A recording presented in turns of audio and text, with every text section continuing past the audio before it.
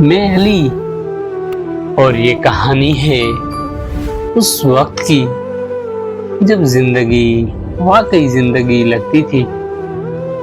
وہ دن جب میں یونیورسٹی کے پہلے سال میں داخل ہوا۔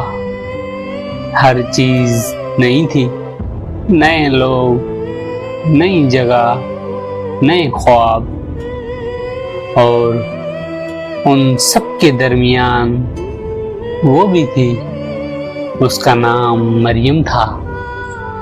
پہلی بار میں نے اسے یونیورسٹی کی لائبریری میں دیکھا۔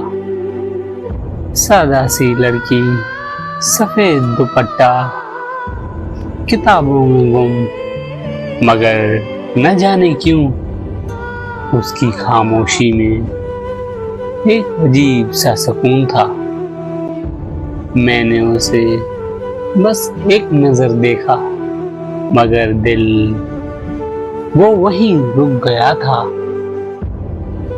کچھ دن گزرے، ہم ایک ہی کلاس میں تھے، مگر کبھی بات نہیں ہوئی۔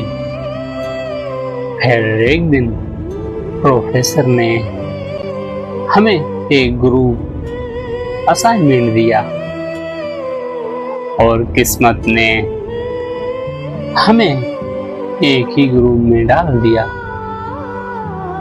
السلام علیکم، میں نے ہلکی سی آواز میں کہا۔ اس نے مسکرا کر جواب دیا، وعلیکم السلام۔ بس وہ ایک مسکراہٹ تھی، مگر اس دن میری دنیا بدل گئی۔ ہم روز ملنے لگے، کبھی لائبریری، کبھی کیفے، اور آہستہ آہستہ باتیں بڑھتی گئی۔ وہ بہت سادہ تھی، چھوٹی چھوٹی باتوں پر خوش ہو جاتی تھی۔ ایک دن ہم یونیورسٹی کے باغ میں بیٹھے تھے، ہوا ہلکی تھی، درخت سرسرا رہے تھے۔ وہ بولی، علی، تمہیں کبھی ڈر لگتا ہے؟ میں نے پوچھا، کس چیز سے؟ وہ خاموش ہو گئی، پھر آہستہ سے بولی، کسی اپنے کو کھونے سے۔ میں ہنسا اور کہا، جو اپنا ہو وہ کبھی کھو نہیں سکتا۔ کاش میں اس دن سچ جانتا۔ وقت گزرتا گیا اور ہماری دوستی محبت میں بدل گئی۔ ہم ایک دوسرے کی عادت بن گئے تھے۔ صبح کا پہلا میسج، رات کی آخری بات، ہم نے ساتھ جینے کے خواب دیکھے، مگر زندگی خوابوں کے مطابق نہیں چلتی۔ فائنل ایئر آیا اور اس کے ساتھ حقیقت بھی۔ ایک دن وہ مجھے اسی باغ میں ملی، مگر آج وہ پہلے جیسی نہیں تھی۔ اس کی آنکھیں نم تھی، آواز بھاری تھی۔ میں نے پوچھا، کیا ہوا ہے؟ وہ خاموش رہی، پھر آہستہ سے بولی، علی، میری شادی طے ہو گئی ہے۔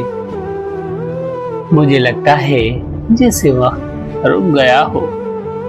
میں کچھ کہہ نہیں سکا، بس اسے دیکھتا رہا۔ وہ روتے ہوئے بولی، میں نے بہت کوشش کی، مگر گھر والوں کے سامنے ہار گئی۔ اسی دن پہلی بار مجھے احساس ہوا کہ محبت جتنی خوبصورت ہوتی ہے اتنی ہی بے بس بھی۔ ہم نے آخری بار ایک دوسرے کو دیکھا۔ کوئی وعدہ نہیں، کوئی شکایت نہیں، بس خاموشی سے جدا ہو گئے۔